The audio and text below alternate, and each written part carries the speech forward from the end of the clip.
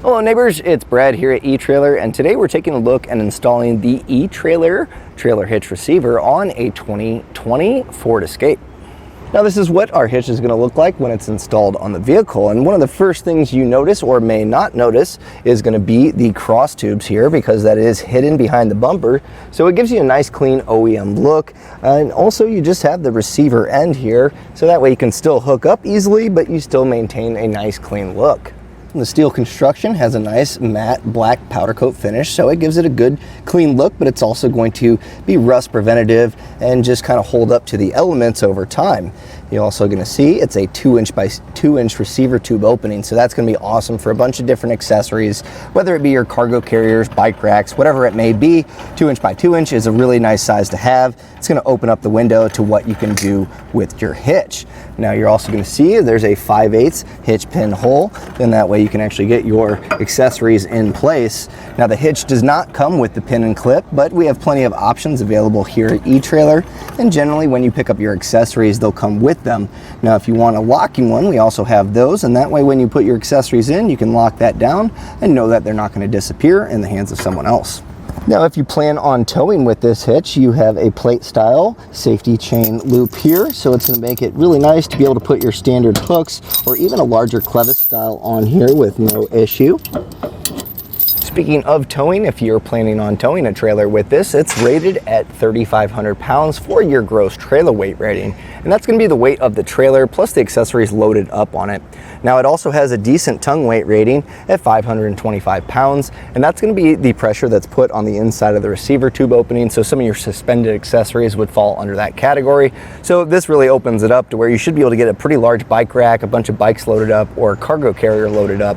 Now it is important that you actually check the vehicle's owner's manual to see what it's capable of towing, and that way you're not overloading what the vehicle's rated for. So take a look at what the vehicle's rated, what the hitch is rated for, take the lower of those two numbers, and that way you stay safe. Now if you do feel that you need a little bit more capacity to tow a heavier trailer, there are other options available. In fact, there's a draw tight hitch that's going to bump those numbers up and give you a little bit more capacity, but it is a little bit of a trade-off in the fact that it's going to be an exposed cross tube, so you're going to be able to see that hitch, but again, if you are towing, it is going to give you a little bit more wiggle room.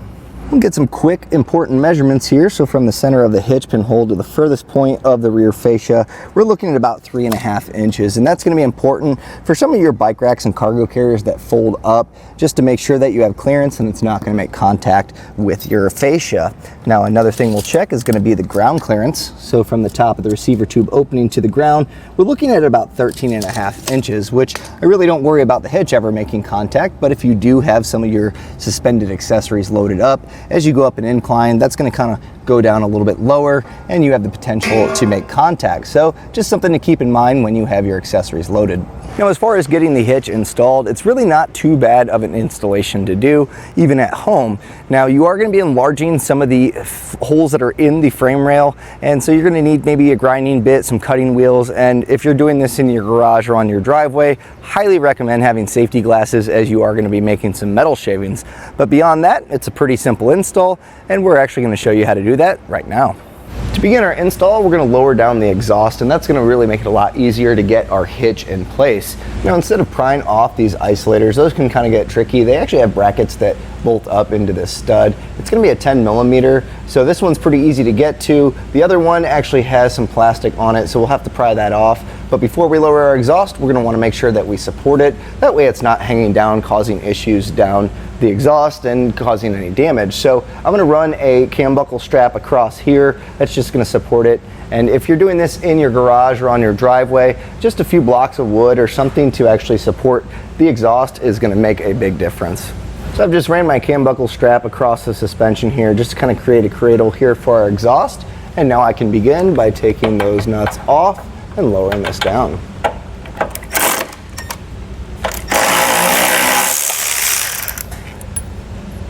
Now on the passenger side, you're going to have a slightly larger nut here that you'll have to take off, and that's just for this bracket. We have some heat shrink around this wiring that we have, so I'm going to take this off and then we'll be able to lower that down just like the other side.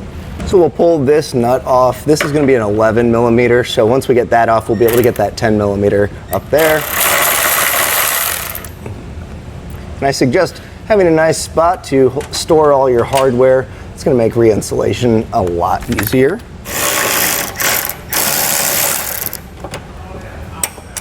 I actually use an old muffin tin here, and that way I can keep all my new hardware as well as the ones that I've removed kind of nice and organized. It's going to make it a lot easier to get this all installed. So now we're going to kind of just take our hitch, put it up in place, and that way we can see where we need to actually enlarge the hole. So you can see this front one actually lines up pretty well, so does the second, but that rear one is going to be enlarged, and that's going to allow us to put our hardware up there. But you can also see the bracket where the exhaust mounted up is kind of right here, so it might rub against it. So we're going to need to actually drill this hole out. So I'm going to just take my pink marker and kind of just mark where I'll be enlarging the holes here.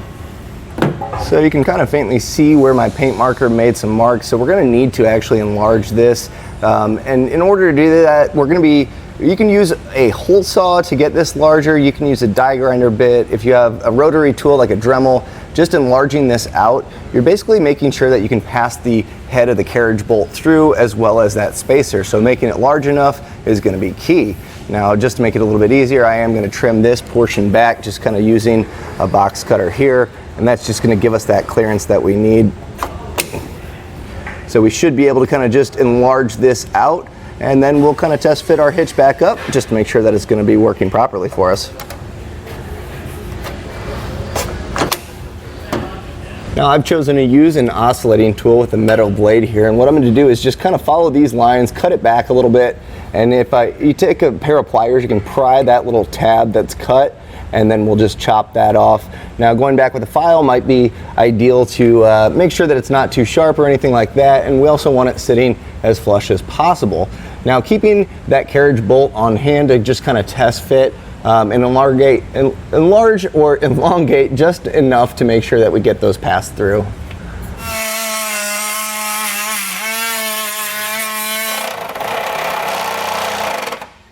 So not only do you have to make it long enough for this to fit through, but also wide enough.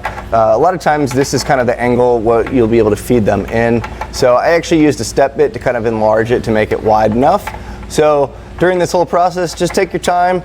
There is going to be a spacer block that's going to hold it in. So the main thing is just making sure this gets fed through.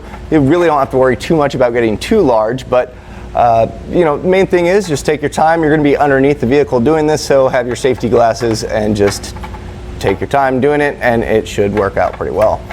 Now before we feed in this carriage bolt, since we've ground this away and we have raw exposed metal, what we're going to do is just put a little bit of spray paint. You can use black, clear, whatever you have handy. The hitch is going to probably cover a lot of this up, but this paint is going to make sure that those exposed metal edges are going to be coated, and that way we don't have rust building up over time.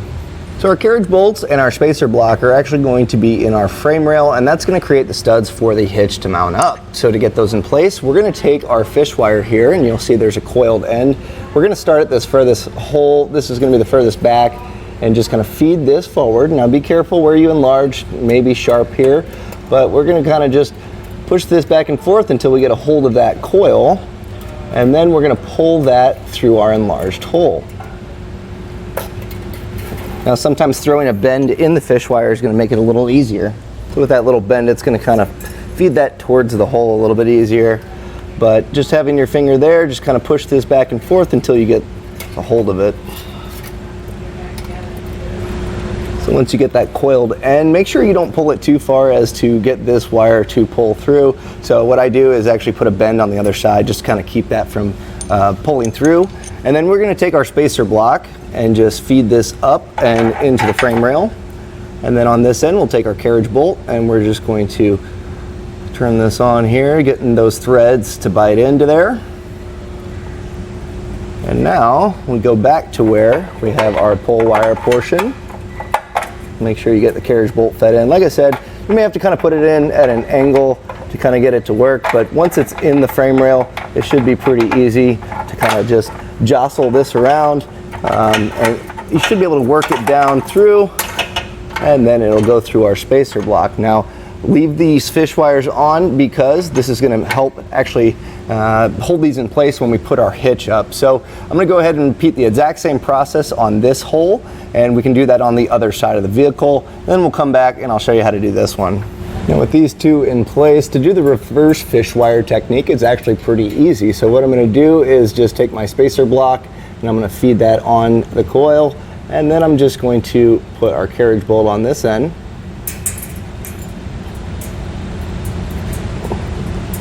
And then we can just feed both of them into the frame rail. And then pull straight down. And now we have this one in place. Now you're going to want to grab an extra set of hands because the hitch is rather heavy. We're going to kind of just raise that up over our lowered exhaust and then take our fish wires and we're going to feed them into the corresponding holes that they belong. And during this process, you're going to want to have one of the nuts handy because as we feed it up, we're going to try to get one on each side, just hand tightened, and that way it holds the hitch up for us. So grabbing our pull wires here, we're going to just kind of feed this up and get one of those to pop through. And at this point, you're going to want to be careful to not push this back up into the frame. So a lot of times if you can put a little bit of pressure with the hitch or your finger, you can then pull off that pull wire here and then just kind of get this started, just like I said, hand tight. And as you get one on each side, then the hitch will actually be suspended. It's going to make it a lot easier for the rest of the hardware. Now I've gone ahead and gotten a lot of my hardware hand tightened, but some of the threads, they kind of recessed and it's really hard to get it started.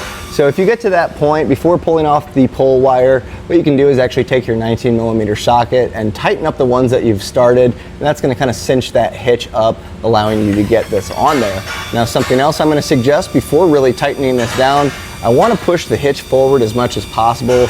I do see that this could be a clearance issue, so I want to make sure that we're giving it as much space as possible. Now once you get them hand tightened up, you can actually take an impact or a ratchet and tighten them down. Now you don't have to get too crazy because we're going to go back with our torque wrench here, and using the instruction manual's torque settings, we're going to just torque these properly. And that's going to make sure that it's not too tight, causing stress on the threads, but also it's not going to become loose over time. Now if you need a torque wrench, we have these available here at eTrailer. You can generally rent them at an auto parts store. So we'll go through, make sure these are all torqued down to the same spec.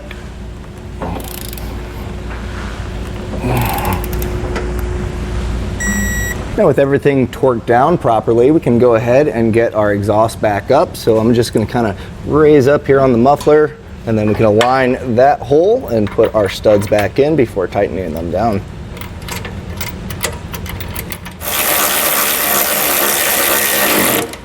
And once you tighten down the passenger side, don't forget to put this little bracket back on and then tighten down that 11mm.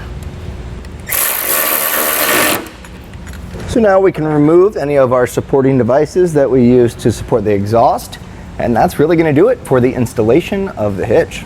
And that was a look and installation of the eTrailer trailer hitch receiver on a 2020 Ford Escape.